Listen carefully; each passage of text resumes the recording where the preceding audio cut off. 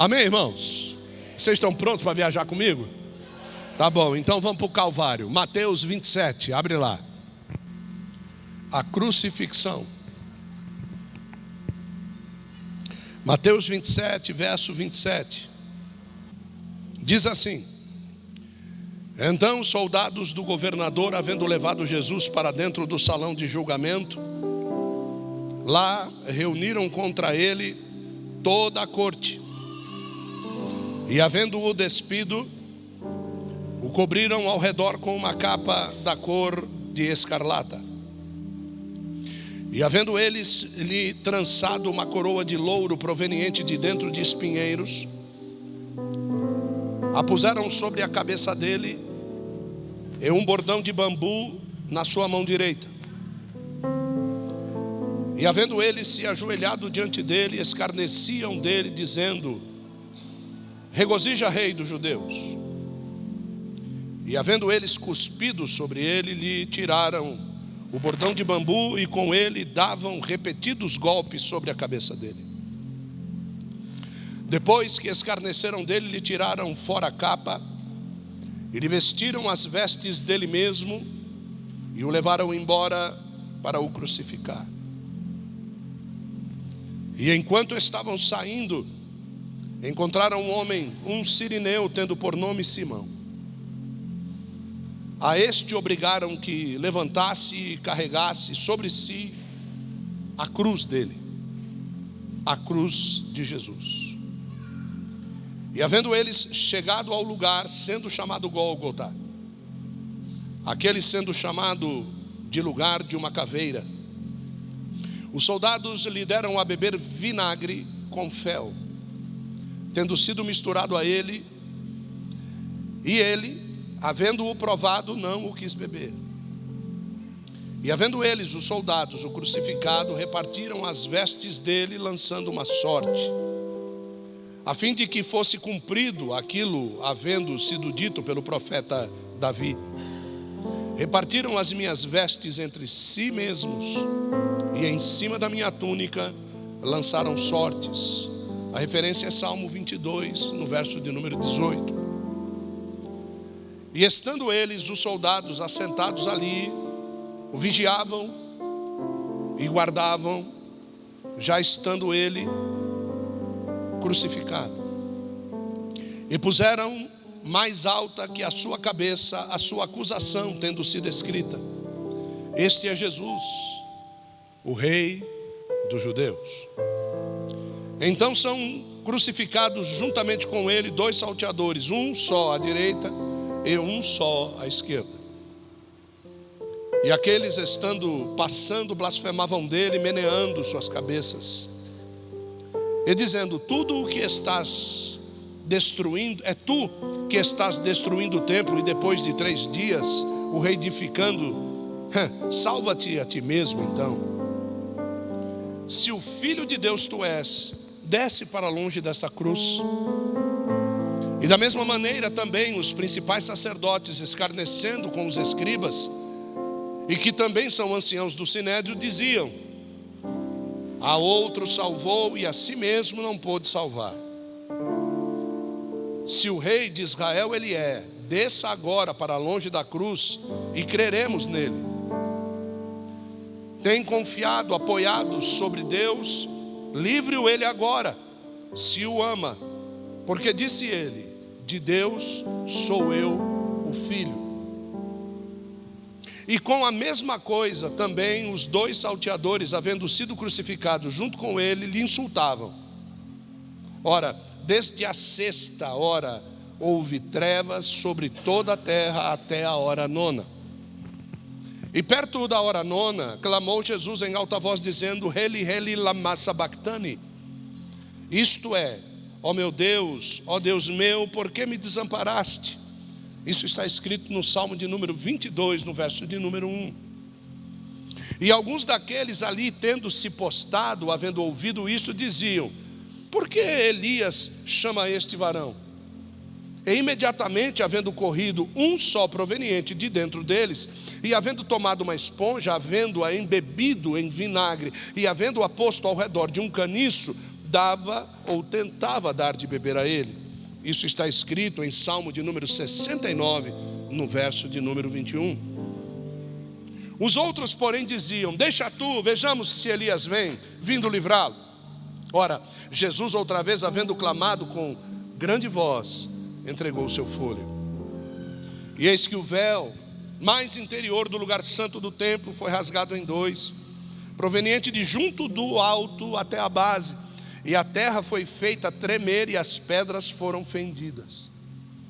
E os sepulcros foram abertos, e depois da ressurreição dele, muitos corpos dos santos, já anteriormente tendo sido adormecidos, foram ressuscitados. E havendo eles vindo para fora dos sepulcros, entraram na cidade santa e se manifestaram a muitos. Ora, o centurião e aqueles que ele, vigiando e guardando Jesus, havendo visto o terremoto e as coisas que haviam sucedido, temeram grandemente, dizendo: verdadeiramente este varão era o Filho de Deus. Só até aqui. O Gabatá era o lugar onde o trono de Pilatos estava, num alpendre superior. Joséfo, um historiador judeu que viveu entre o século 1 e 2, ele teve a oportunidade de narrar vários atos. Se você ler a história dos hebreus, você vai ler lá Joséfo narrando algumas coisas que muito poucos pregam. Os atos ímpios de Pilatos. Quando a gente fala de Pilatos e Jesus, a gente se prende muito à santidade de Jesus e o lavar das mãos de Pilatos. Mas é interessante nós vermos Pilatos na condição que ele estava de julgar Jesus. E também nós vemos Barrabás sendo trocado por Jesus. Eu não sei se você sabe o que quer dizer Barrabás. Barrabás quer dizer assim: filho do Pai. E sabe como é que Jesus era conhecido? Filho do Pai. Então é muito fácil você trocar um filho do pai pelo outro filho do pai. E é muito fácil Pilatos julgar Jesus. Só que nós não sabíamos, por exemplo, que Pilatos ele desviava fundos do templo em concomitância com os sacerdotes do templo. E ele massacrou muitos samaritanos. Ele mandou matar muitos samaritanos sem julgamentos justos. E depois ele foi deposto porque ele fez tudo isso. Ele perdeu o cargo. O impeachment foi feito contra Pilatos. E o melhor de tudo é que depois desse impeachment, que provaram-se todas essas coisas, sabe o que Pilatos fez? Se suicidou. Que legal. Olha para mim e diga assim: então não adiantou lavar as mãos. Tem muita gente lavando as mãos por aí.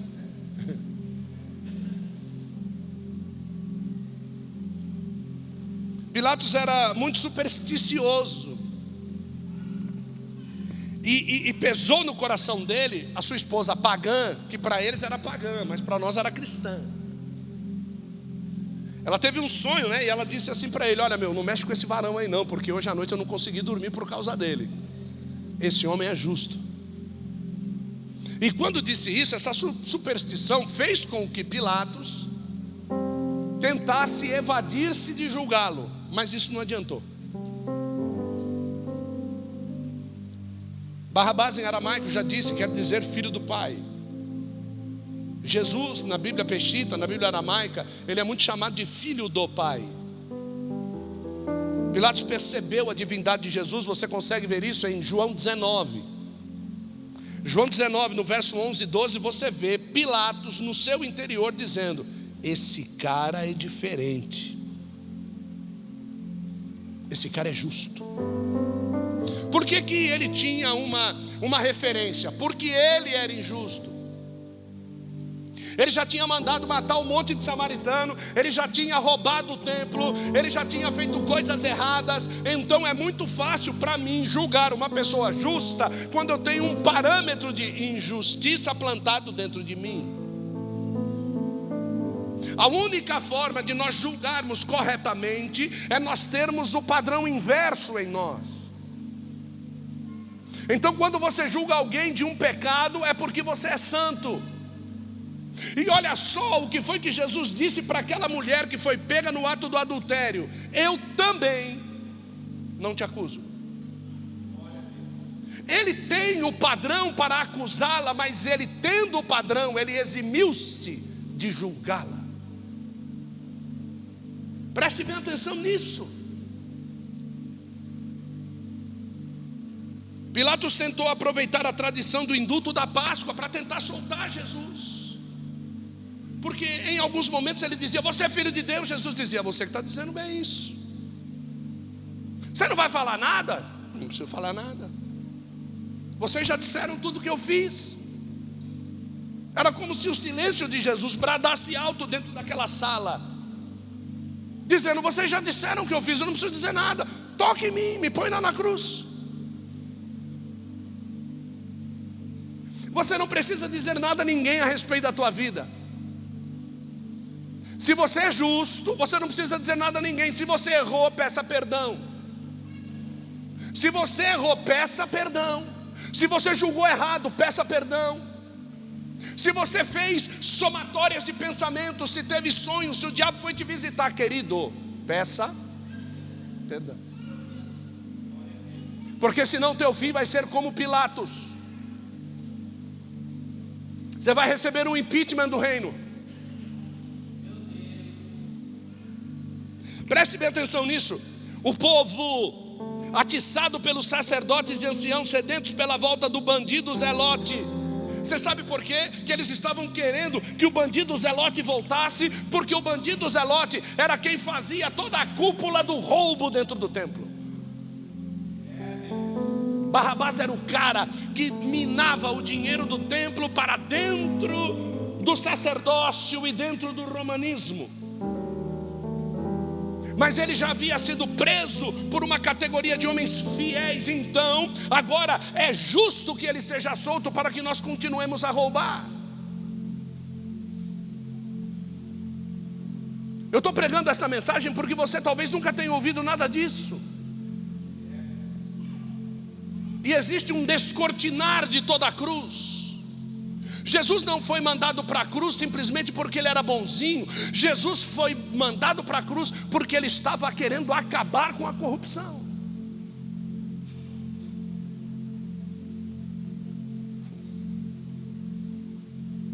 Quando nós tentamos acabar com a corrupção da sua vida, você se levanta contra nós. Quando nós tentamos acabar com o pecado que você comete, você se levanta contra nós. Você muda de igreja, você vai embora para outra cidade, porque alguém se levantou para acabar com a corrupção.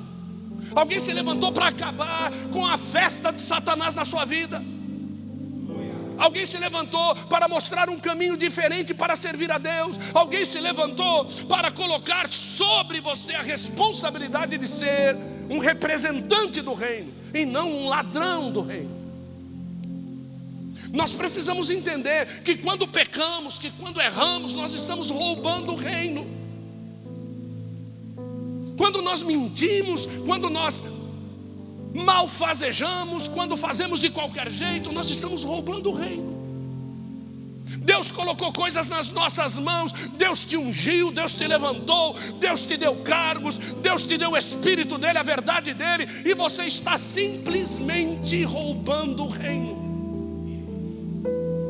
Porque talvez outras pessoas pudessem ser levantadas no teu lugar, mas você se prontificou, e ele fez um acordo lícito com você. A Bíblia diz que ele vai velar até o fim para cumprir a sua palavra com relação a você. Então ele te dá oportunidades, ele te dá chances para você se levantar de novo, para você voltar atrás, para você pedir perdão, para você refazer a sua vida espiritual, para você retornar, para você quebrar com todas as artimanhas que o diabo enredou os seus pés, enredou a sua mente, para você destruir os sofismas que o diabo plantou dentro da sua mente. Hoje é dia de destruição, mas não do reino, é dos sofismas do diabo na minha e na sua vida. Você precisa entender que você pode não estar certo, certa naquilo que está pensando. E você precisa entender que se você estiver certo, e daí? Você é mais certo do que a palavra de Deus? Você é mais certo do que Jesus?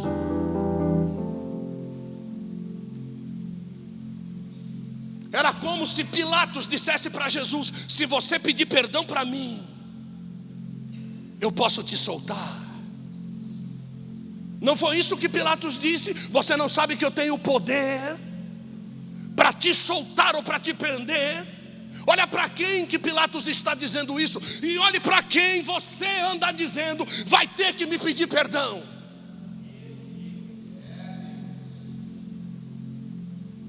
Quem é a autoridade que muitas vezes nós pregamos na parede por causa de sonhos que nós tivemos, de visões que nós tivemos? A humanidade narcisista, não sei se você sabe quem foi Narciso. A humanidade hedonista tende a ignorar o verdadeiro Deus e os seus profetas. Estas entidades, o narcisismo e o hedonismo, eles entregam nas mãos de sua própria imagem e caráter, e eles se tornam semelhantes ao diabo, porque a Bíblia Sagrada diz assim no livro de Romanos: porque eles adoraram mais a criatura do que ao Criador. E ele não para assim, ele diz assim: que é bendito eternamente, amém. Os principais dos sacerdotes e os anciãos então persuadem a multidão. Mas eu quero que vocês enxerguem esta situação: Pilatos assentado na sua cátedra. Quem faz advocacia sabe muito bem o que é isso. Sentado na sua cátedra, um trono, uma cadeira, em cima de um estrado mais alto do que os outros. E ali ele evoca uma tradição judaica em obediência à lei, dizendo: eu posso soltá-lo. Quando a esposa já tinha tido uma revelação um dia antes e tinha dito para ele: não toca nesse cara. Então ele só evoca esta tradição porque a esposa, que para ele era uma pagã, mas para nós é uma cristã, havia tido um sonho, uma revelação, mandando dizer ao marido: olha, escuta, não toca nele. Entretanto, uma pequena multidão estava ali dizendo: crucifica esse cara, crucifica esse cara. Quem é essa multidão? Formado de todos aqueles que foram enxotados de dentro da área do templo, os homens que vendiam sacrifícios e que trocavam moedas e que agora não podiam mais estar ali. Esta é a multidão que se levanta contra a verdade. Segundo o historiador Joséfo, mais uma vez ele sendo citado, 97 mil jovens que sobreviveram foram vendidos como escravos. Sabe por que eles sobreviveram? Porque mais de 1 milhão de judeus foram mortos nesses 3 anos de Jesus. Esses 3 anos do ministério de Jesus, pastor Adriano, 1 milhão de judeus foram crucificados. Quando a gente fala da crucificação de Jesus, parece que só ele foi crucificado. 1 milhão de judeus, 97 mil judeus conseguiram escapar, jovens ainda, porque eles não tinham passado pelo bar mitzvah e não era possível provar que eles eram sectários judaicos, seguidores de Cristo, se eles não tiverem passado pelo bar mitzvah, que seria um batismo nosso. Então eu não estou falando, queridos, você sabe por que esse 1 milhão de judeus foram mortos? Esses caras, eles queriam seguir Jesus. Então não eram 12, não eram 70. A multidão já estava naquele tempo. Os olhos da humanidade foram abertos enquanto Jesus estava aqui. E nós pensamos que nós somos a azeitona da última empada, que nós somos a cereja do último bolo. Muita gente já acreditou em Jesus muito melhor do que nós antes de nós. Morreram por causa disso. e nós vamos nos evadindo, vamos dando desculpas. Pelo amor de Deus, leiam essa obra de Joséfo. São 2.000 páginas, mas eu tenho certeza que você vai ter tempo para isso.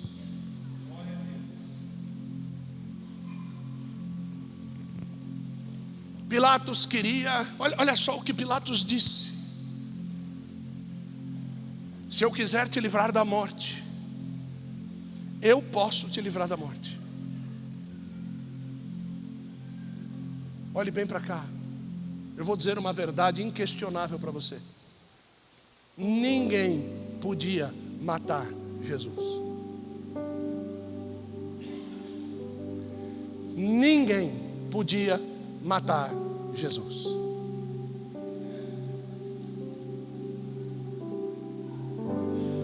O salário do pecado é Jesus não pecou. Ninguém podia matar Jesus. Por isso que ele teve que dar a sua vida.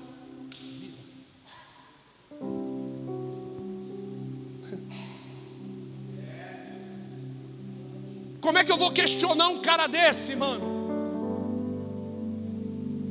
Como é que eu vou dizer para ele: se você, eu posso não deixar matar você? Existe uma fotografia de um pintor grego que mostra exatamente como um homem ficava depois do flagelo. A espinha e as costelas ficavam à mostra. Não sei se você sabe que um homem envergado, você consegue desenhar as costelas, não tem nada que separe. E aqueles homens não estavam chicoteando, brincando de Barbie.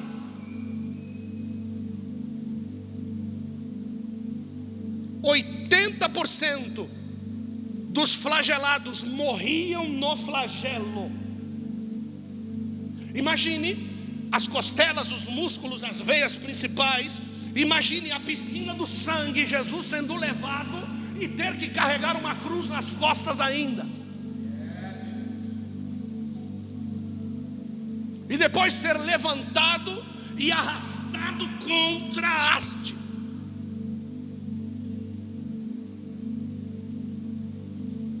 Eu estou falando de sofrimento inigualável. E acho que foi na vigília, eu falei aqui a respeito do: afasta de mim este, diga este cálice, se for da tua vontade. Jesus não estava pedindo para não morrer. Quando eu preguei isso aqui na vigília, veio um temor aqui dentro da vigília, que sangue de... Por quê? Como assim? Porque ninguém podia matá-lo. Se ninguém podia matá-lo, ele não estava pedindo para passar o cálice da morte. Ninguém podia matá-lo. Quando Jesus foi ao Getsemane, ele não suou sangue porque ele estava com medo de morrer. Ele suou sangue porque ele viu a horrenda condição que a humanidade estava.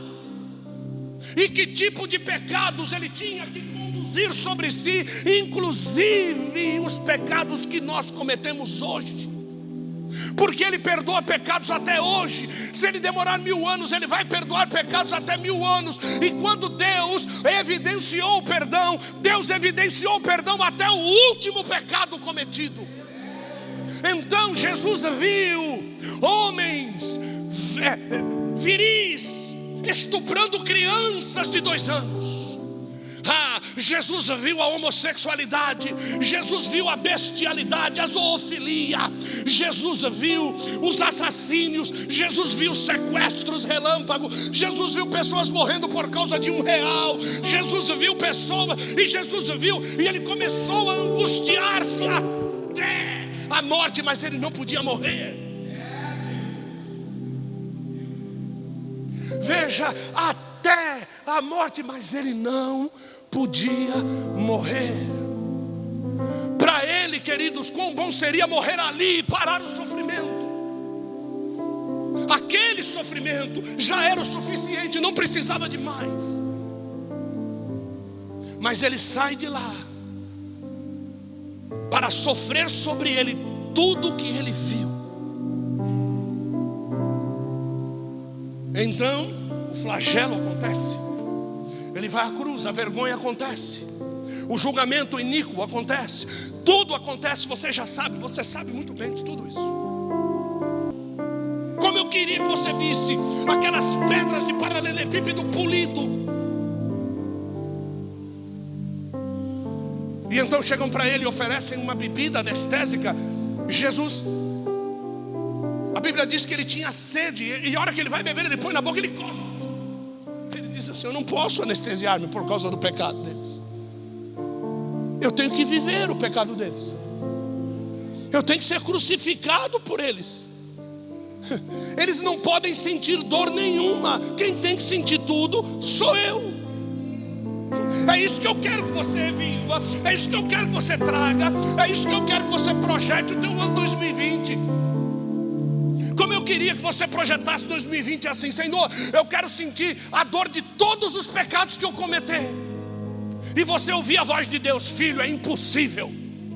É impossível você sofrer. E você vai dizer: mas eu quero. Ele vai dizer: não, o meu filho já sofreu por você. Eu queria que você pudesse projetar o teu ano assim. A cruz era composta de duas peças de madeira, uma viga vertical, que era chamado de staticulum, no peshita patibulum,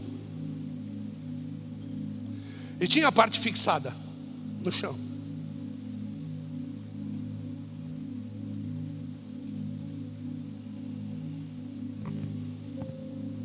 Os crucificados viviam em média 12 horas pendurados na cruz. 12 horas.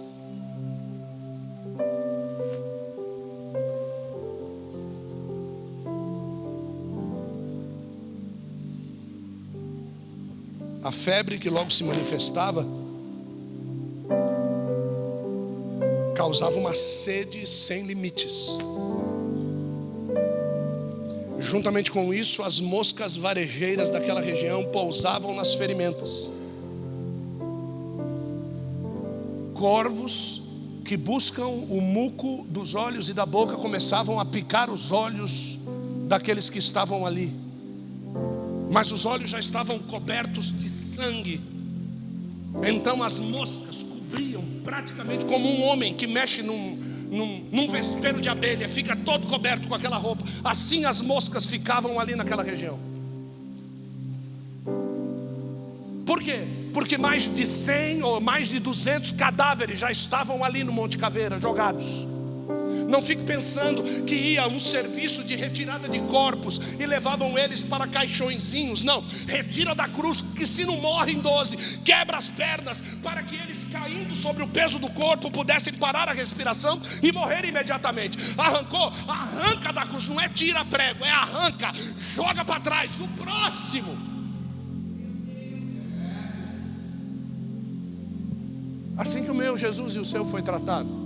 Ele era mais um. Só que ele era o último da lista das 12 horas.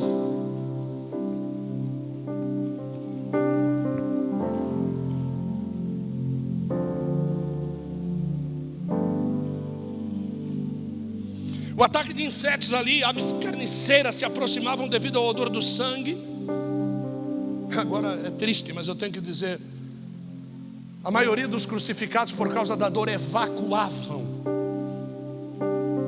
naquele lugar mesmo. Quando o homem sente uma dor muito aguda, ele costuma evacuar ou se urinar. Então o cheiro de fezes naquele lugar era terrível. Cícero dizia: a crucificação é a mais cruel e terrível de todos os castigos. A execução, em primeiro lugar, tinha que acontecer fora da cidade, como um sinal de exclusão da sociedade humana de quem estava sendo crucificado. João relata que Jesus saiu da cidade e, segundo o costume, carregou pessoalmente a sua cruz. Um africano de Cirene chamado Simão o ajudou a carregar a cruz. E depois nós vemos lá no livro de Atos, este homem junto com a sua família, servindo a Deus. Primeiro ele é constrangido, depois ele serve de boa vontade.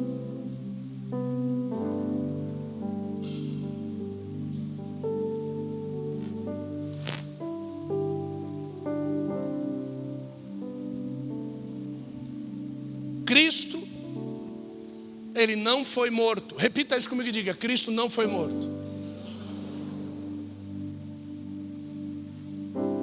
Ele voluntariamente, ouça isso que eu vou dizer, ele voluntariamente, no auge do seu poder espiritual, ele entregou a sua vida por nós.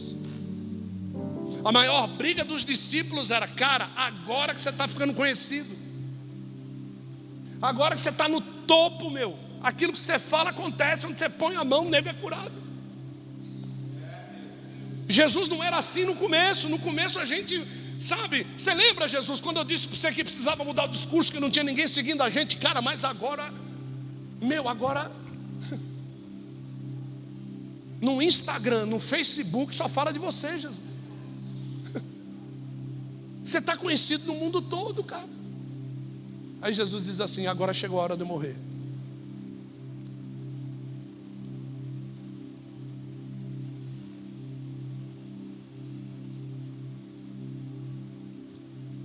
Tinha uma coisa na descritiva que eu sempre fiquei perguntando para Deus: o que aconteceu ali?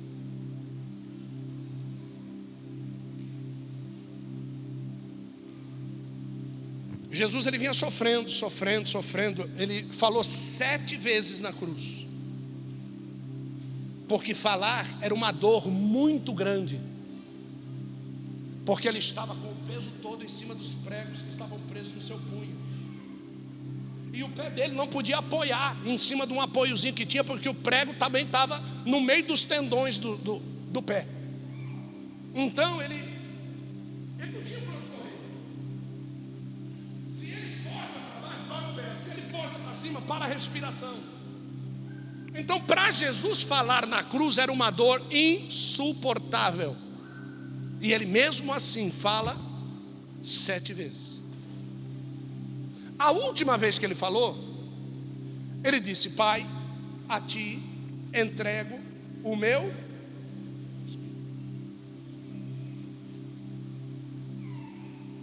Mas o Espírito não foi. Ele falou: Pai, a ti entrego o meu Espírito, mas não morreu. Ele precisava morrer. Aí Jesus tem uma ação. Ele dá um grito.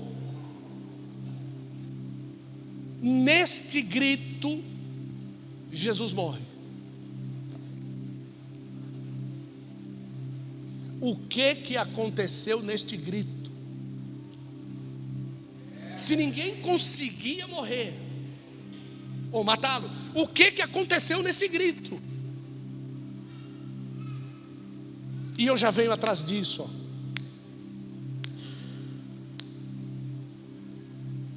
E algum tempo atrás, Jesus, eu creio que o Espírito de Deus, o Espírito de Jesus disse assim para mim: o segredo está descrito: água e sangue. O segredo está descrito: água e sangue. E eu falei: meu Deus, que água e sangue? Segredo descrito.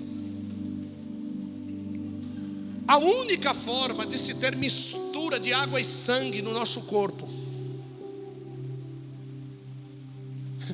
é a ruptura de algo que tem que romper dentro de nós. Se isso não acontecer, não consegue se misturar água e sangue no corpo. Porque tem um lugar no nosso corpo que claramente existe uma quantidade de água guardada lá. É o pericárdio.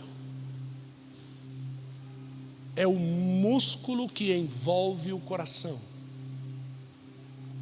Quando Jesus gritou, você sabe o que aconteceu? O coração de Jesus explodiu. 3 coisas eram necessárias para nós, para que isso acontecesse. Primeiro, que o sinal da água e do sangue pudesse ser visto na lancetada do soldado. Segundo, que ninguém pudesse dizer que Jesus estava passando por um desmaio.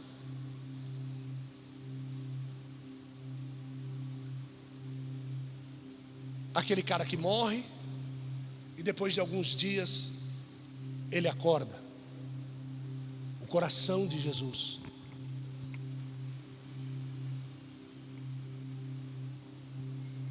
E a última coisa,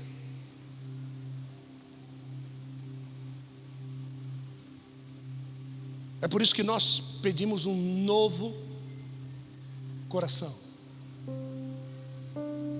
Porque nós só devemos pedir um novo coração quando o anterior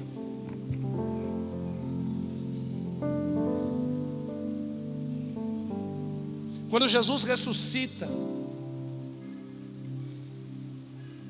Jesus somente não ressuscita, Ele não só levanta, mas uma reconstrução interior acontece em Cristo. O que isso me diz? Que a glória só virá se o coração mudar. A glorificação final só virá com um novo coração. Se você tem um coração que ainda tem atitudes antigas, eu vou dizer algo a você, querido. Você precisa mudar, não é fora. Você precisa mudar dentro. A ruptura do pericárdio, o tecido celular que reveste o exterior do coração, imediatamente verte uma mistura de sangue coagulado com soro. É este soro que é a base d'água. Ali acontece a ruptura do pericárdio de Cristo. A morte cronos de Cristo. O relógio do batimento cardíaco de Cristo parou. Mas Ele era Deus e Ele era Cristo, homem. Agora você vai entender o mistério.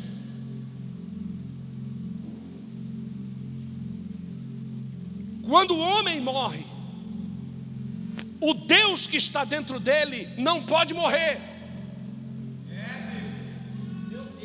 Porque Ele é Deus.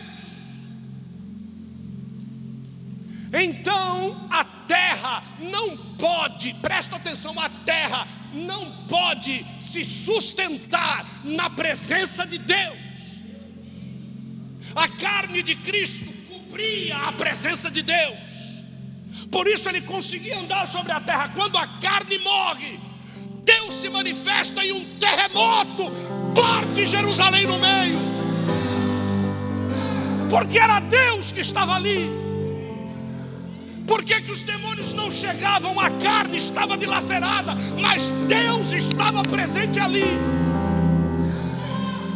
Então Deus, Ele desce montado num querubim, e Ele passa ao redor da cruz, e Ele diz: monta na garupa e vamos embora. Você tem que descer comigo até o inferno. Nós temos algo para conversar com a morte. Te bagaçaio como Hondurivácia. Você precisa entender que o Cristo que você serve, Ele é Deus. A presença dEle causa um terremoto. A presença dEle ressuscita os mortos. A presença dEle expulsa a morte de diante de nós.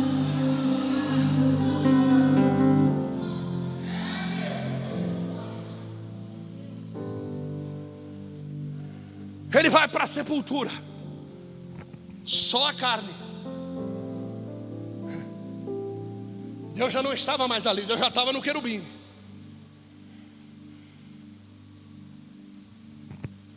A carne vai para lá.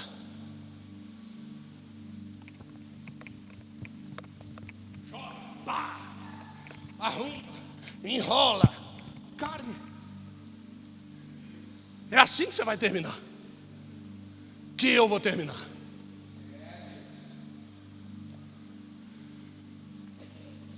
Mas Deus, a parte Deus já não estava ali, mas a parte alma, homem, já estava no inferno. Porque um homem com a quantidade de pecados nas costas que Jesus tinha, não podia ir para o céu. Ele foi para o inferno. Quando Jesus vai entrando no inferno, tem festa no inferno. A morte batendo o tridente dela, a foice, dizendo: morreu, né? Enquanto isso está acontecendo, tudo o que tem que acontecer. Deus, com o Deus Filho, desce ao inferno. Quando eles descem ao inferno, já é o terceiro dia. Por quê? Porque antes Jesus foi levar a bandeja do sangue lá no céu, para trocar o sangue de Abel, que não clamava mais na terra, para substituir o sangue dos animais que era derramado no Santo dos Santos pelo sacerdote. Por isso que é uma das primeiras coisas que acontece, rasga-se o véu. A bandeja que está na mão do sacerdote, às 3 horas da tarde, cai da mão do sacerdote e o último sacrifício é invalidado. E aí os anjos dizem: mas agora não há sacrifício por Israel. E o anjo que tocará a trombeta no final grita: eis aí o Cordeiro de Deus que tira o pecado do mundo. Ele já vem com a bandeja. Ele vai, deposita a bandeja, inutiliza a bandeja de Abel, desce com o pai ao inferno. Quando ele desce com o pai ao inferno, as estruturas do inferno começam a tremer. Satanás perde o controle. Os anjos guardiões do inferno, os demônios, perdem o controle. Eles dizem: o que é que está acontecendo? Está acontecendo, rapaz, o chefe está aí. Mas ele não vem sozinho. Como ele não vem sozinho? Abre as portas. Meu Deus. E eu fico imaginando aquele querubim, 4 cabeças, o evangelho, as 4 cabeças. Aí aquele querubim põe a cara dentro da porta do inferno, abre as estruturas com as asas. Deus se detém, porque se Deus entra no inferno, ele destrói. Aí ele diz para Deus Filho: vai lá. Deus Filho desce da carona e entra, pergunta para a morte: aonde é que está o teu aguilhão?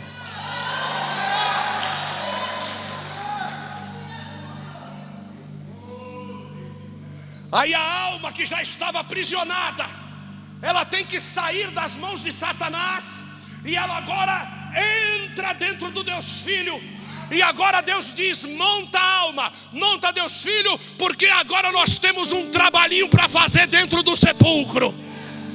Aí eles sobem. O anjo está sentado na porta. Maria perguntando: não viste aonde colocaram meu Senhor? Não. Por que é que você está procurando entre os mortos? Lá dentro já estava o trabalho sendo feito, porque ele ressuscitou.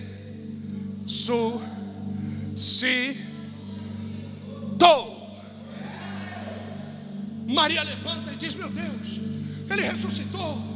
Aí ela sai correndo. O senhor viu aonde colocaram?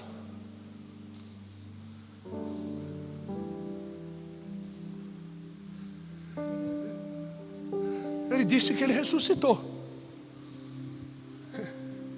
Eu entrei lá e o corpo não estava lá. O senhor está vindo do jardim, não é?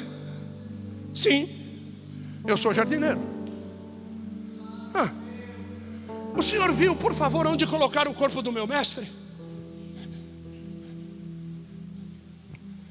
Maria.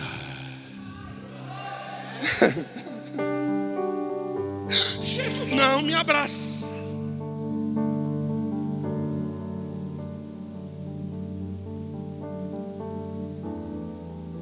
E tudo isso acontecendo em frações de segundo. O tempo cronos de Cristo volta a bater. Como deve ser ruim para ele, com tanta glória, passando pelo meio da rocha, poder de sair daqui e aparecer no caminho de Emaús, sair do caminho de Emaús e aparecer na casa dos discípulos, sair da casa dos discípulos e aparecer. Ele não conseguia, ele tinha que andar, a canela tinha que doer, mas agora alguma coisa diferente acontecer.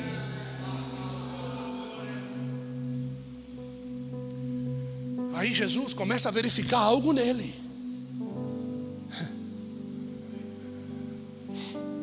Eu estou gostando da história.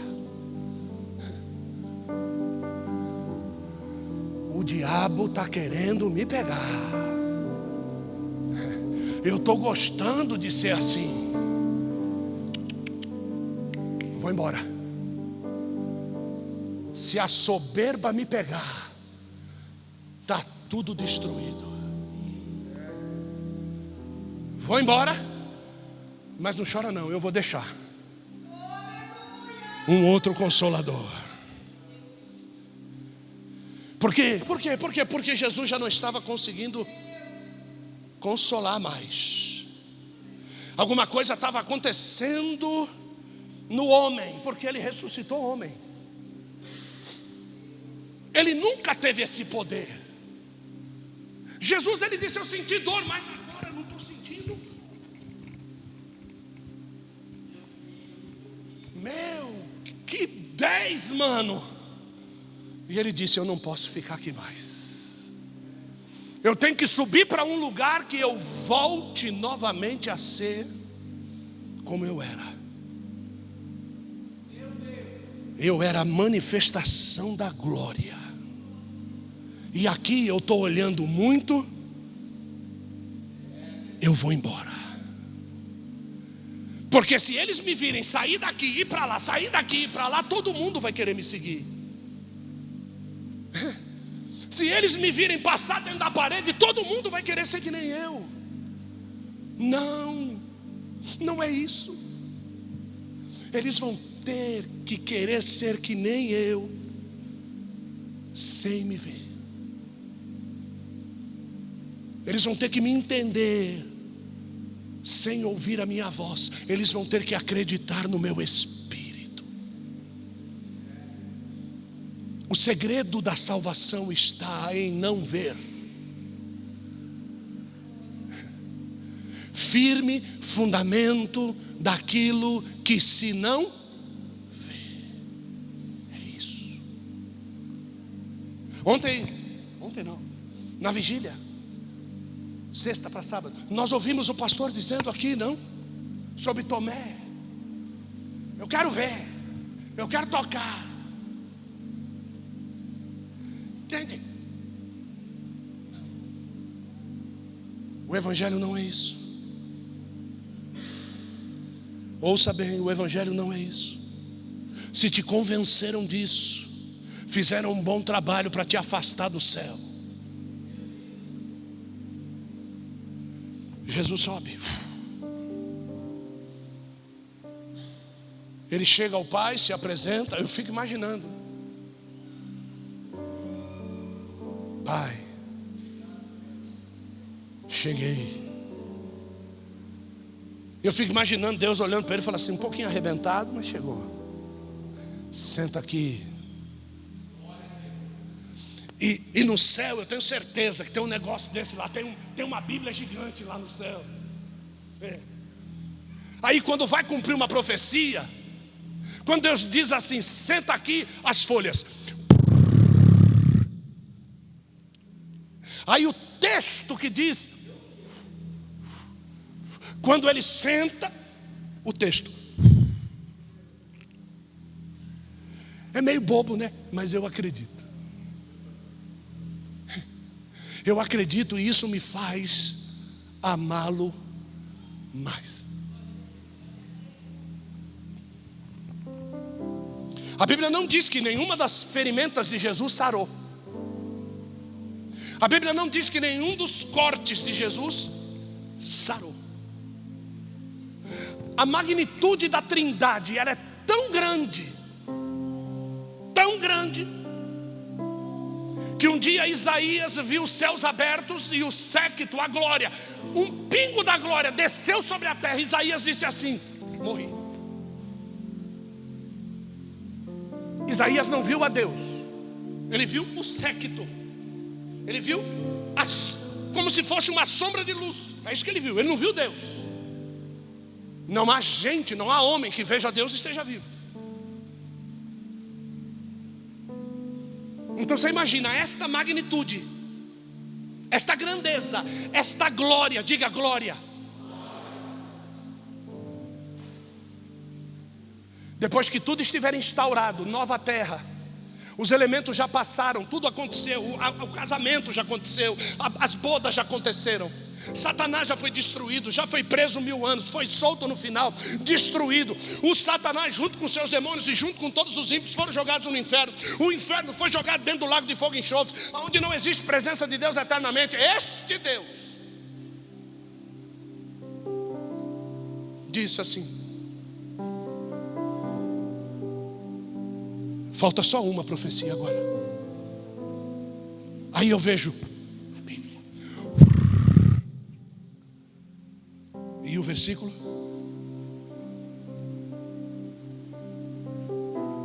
Porque haverá o dia em que aprouve ao Pai habitar no seio do Filho, para que pudesse andar entre os homens. Mas isso não vai ser por nossa causa, isso vai ser por causa de Israel. Porque nós estamos glorificados, nós fomos arrebatados e conhecemos Deus em pessoa. O costume judaico faz o pai entregar a noiva para o filho. Quando nós chegarmos no céu como noiva, você sabe quem vai nos receber? Deus. Porque Ele tem que nos pegar como noiva e Ele tem que nos entregar ao filho. Assim como Deus entregou Eva para Adão, assim Deus vai entregar a noiva para o filho. Assim como Eliezer, o Espírito Santo entregou a noiva para Isaac, assim o Espírito Santo fará conosco através de Deus. Só que os judeus, os 144 mil que se multiplicaram durante 1000 anos, estão na terra em carne. Estes não foram glorificados. Jesus era carne, glorificado, habitou no meio dos homens, mas não destruiu ninguém. Agora Deus em pessoa nunca teve contato com homem nenhum, a não ser com Adão antes da queda. Então o que é que Deus vai fazer, gente? Ele vai pegar aquele corpo de Jesus todo ferido, e Ele vai deixar a sua glória. Assim como o filho é, o pai também será. Então não é só o filho que vai deixar o pai. Então ele deixa a sua glória, entra dentro do corpo de Cristo. E aí se cumpre o verso que diz: e o seu nome será Emanuel, que quer dizer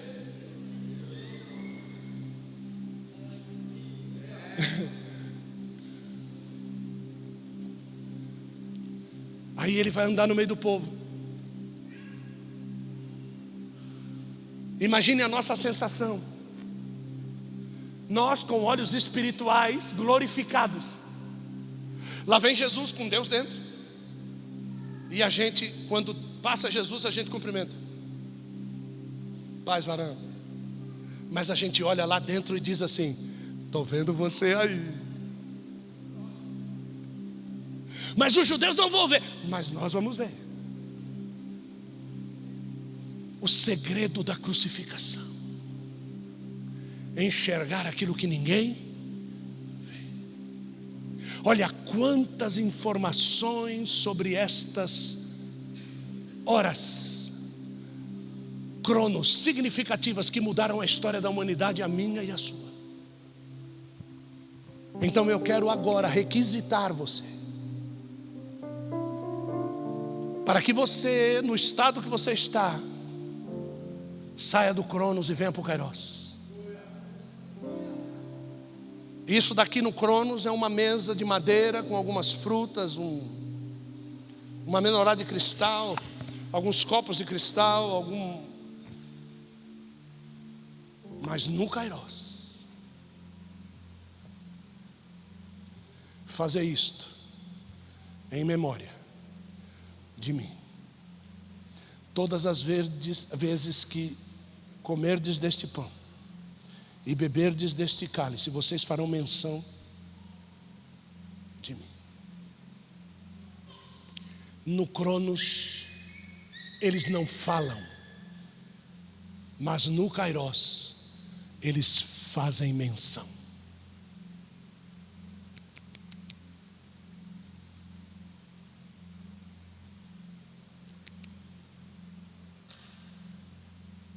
Eles discursam a respeito dele. Quando você pega o pão, no kairos ele diz: cuidado comigo, me carrega devagar, está dolorido ainda.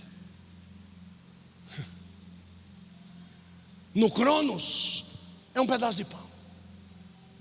Eu quero te convidar para você sair do kairos, do cronos, e vir para o kairos. Quem precisa voltar para Cristo nessa noite? Quem precisa aceitar Jesus nesta noite? Quem precisa dizer para Satanás que quem perdeu foi ele? Quem precisa dizer para o diabo para rasgar a tua ficha no RH do inferno, porque hoje a tua ficha no RH do céu está sendo reativada novamente. É isso que eu quero te convidar.